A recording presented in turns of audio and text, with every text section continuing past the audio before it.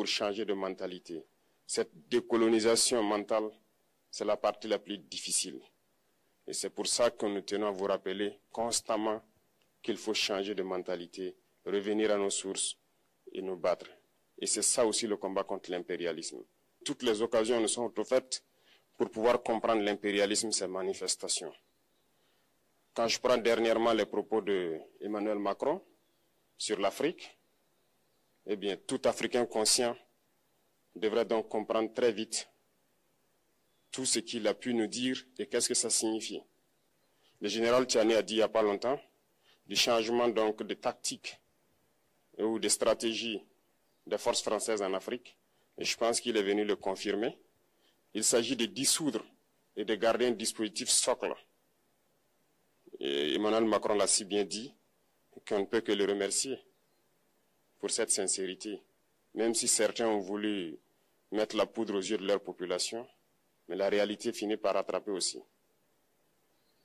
Ils ne partiront pas de certains pays. Ils ont juste dissous le dispositif. Vous ne les verrez plus dans des bases, mais dans les ambassades, ils seront là. Ils vont constituer des sociétés de sécurité pour sécuriser leurs sociétés qui existent dans ces pays-là. Mais les soldats seront là. Mais vous ne les verrez plus en tenue ou rassemblés dans des bases. C'est tout ce que ça veut dire. Ils vont se réorganiser, mais seront là. Il a parlé de politesse vis-à-vis de certains chefs d'État en leur donnant la primauté d'annoncer donc la rupture ou le départ des forces françaises. Ça nous importe peu, on peut dire. Mais tout ce que nous savons, c'est que si vous voulez une rupture avec ces forces impérialistes, c'est simple, on dénonce les accords. Tout commence par là-bas. Et je pense que l'exemple du Tchad, en tout cas, est palpable. Ils ont commencé par dénoncer les accords. Sinon, si on ne dénonce pas les accords, juste dire que les bases quittent, on n'a rien fait. Parce que le problème se trouve dans les accords coloniaux de défense qui ont été signés depuis l'indépendance.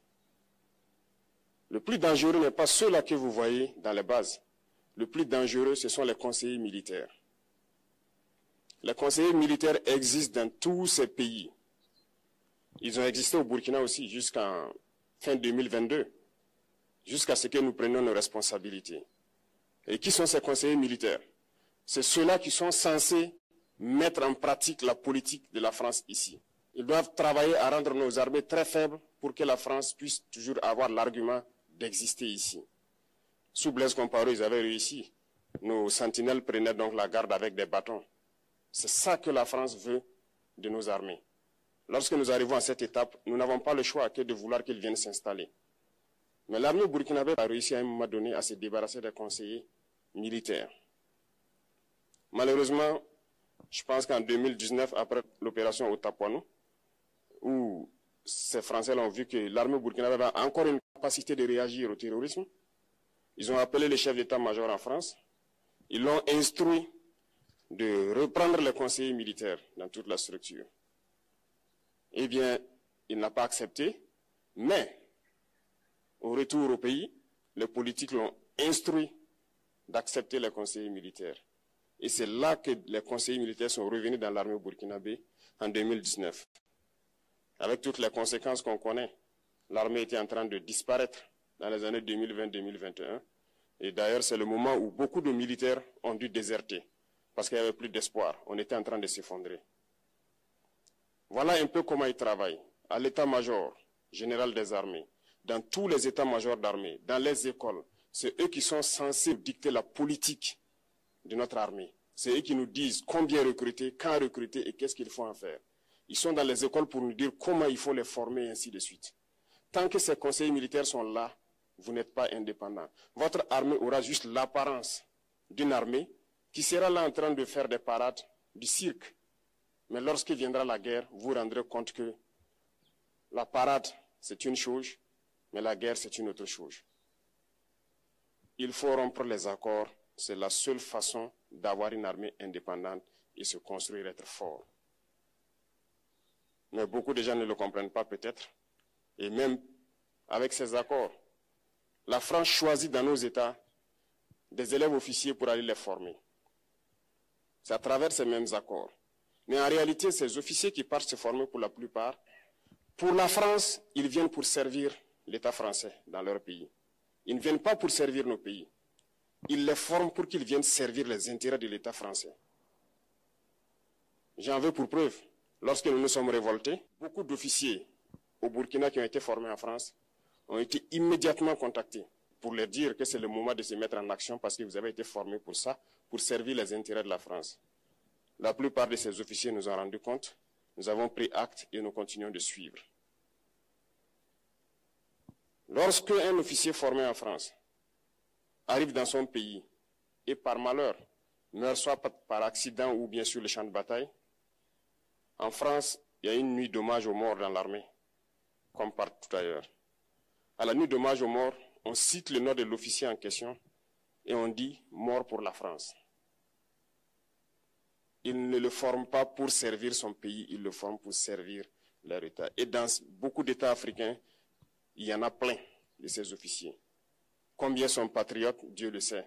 C'est une leçon que Emmanuel Macron a donnée encore au chef d'État africain, de se rattraper et de pouvoir vraiment mener cette lutte contre l'impérialisme. Mais en plus de ça, il a aussi insulté tous les Africains dans ses propos. Il y a une partie qui a retenu mon attention, là où il parlait d'ingratitude, et que l'ingratitude est une maladie non transmissible aux humains. Lui, il est humain, notre ingratitude n'est pas transmissible à lui. Voilà comment ce monsieur voit l'Afrique, voit les Africains. Nous ne sommes pas des humains à ses yeux. Peut-être que c'est lui qui n'est pas humain, il ne se met pas dans la classe des humains. Mais s'il y a bien un ingrat, c'est bien lui. Je pense que s'il n'est pas athée et qu'il prie, à chaque matin qu'il se réveille et qu'il prie, il devrait aussi prier les Africains.